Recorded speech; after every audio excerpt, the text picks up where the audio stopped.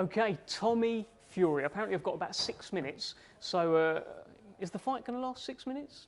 Don't think so, so it's going to be longer than the fight, put it that way. Tell me this, Jake Paul, December 18th. Is this his last fight?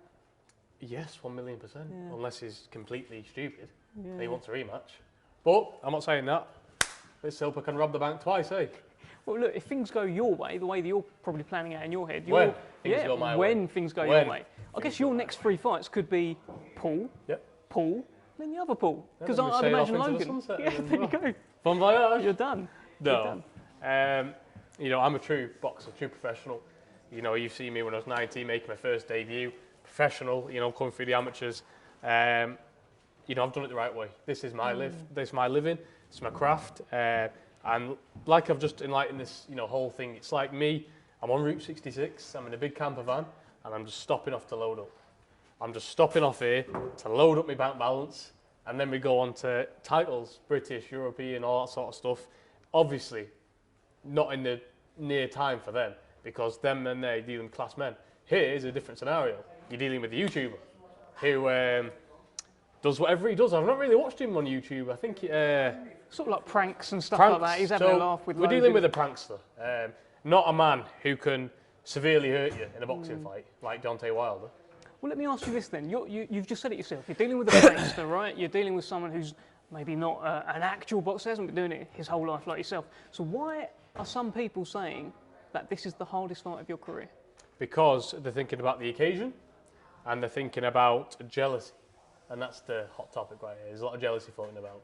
Because I see my own fellow Brits, you know, some ex-former world champions, you know, people who claim to know what they're on about, been in the job their whole life, going against me.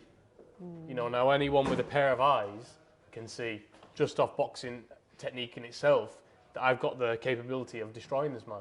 I was in Vegas for just over a week, and Andre Durrell came up to me, WBC world champion, came up to me and said, "Man, I seen you fight last, and I seen him fight. Man, this is a mismatch, man." Like, we've got fighters like that who know the job and who aren't jealous, saying how it is. And when you've not got a jealous person there, they'll tell you how it is. You know, there's no way in God's green earth that this man's going to give me a fight, because I've grown up doing this. This is my life, and I can't believe I've got the opportunity on a worldwide stage to dismantle an idiot. Well, look, they've done the odds. They have you as the favourite. They think that out of 100 times, if you guys were to both fight, you would win 62 times. What do you think about that? I think it's absolutely stupid. I'd win 100 times. And twice on Sunday. You know, it is what it is. You know, everybody can say what the odds are. You know, the bookies can have it, whatever they want, but it's me fighting in the ring against him. And that's it. You know, the bookies don't matter, the fans don't matter. The fans can't fight. It's me and him. And I know if me and him went in the back room, I'd be coming out and he wouldn't. And that's a different type of mentality I've got. Because when it comes down to it, I'm a dog in this fight. He's got hundreds of £1 million in the bank. He don't need to do this. And when it gets tough for him, he's going to be thinking, "Oh God, I've got all this money in the bank. I don't really need to do this. Why am I here getting brain damaged?" But for me, if it was on the other foot, I'm hungry. This here can change my life financially. It is already changed my life financially. But when I win against him, it takes me to a whole different level. And I've got that hunger, and I don't believe he has that hunger. Well, he believes that you are going to crumble under the pressure. KSI has said a similar thing. He said that you are going to, I'm dampening it down, he says you're going to poo yourself in there. Yeah. People are saying this. Why is there this impression that under those lights you're going to wilt? Well, we'll see. Because I'll tell you one thing, if that's the only thing they're banking on for me to lose this fight, my God, I'm a lucky man. Because why am I going to crumble underneath the pressure of a YouTuber? If I was fighting a world champion undefeated for 10 years, there'd be a bit of pressure. Here is nothing.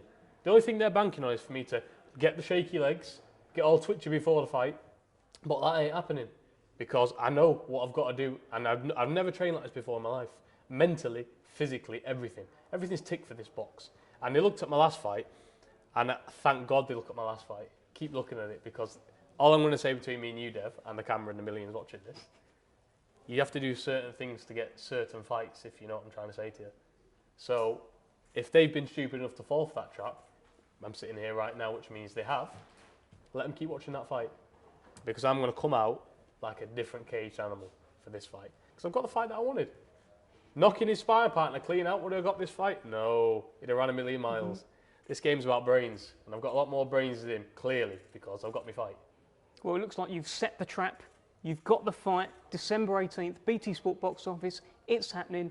Tell me what exactly is going to happen. When that first bell rings, tell me, Tommy, I want to know now. Like I've said 7 times before, a big, dirty knockout. That's what's coming December 18th. I've said it, I predicted it before every fight. That's what's coming.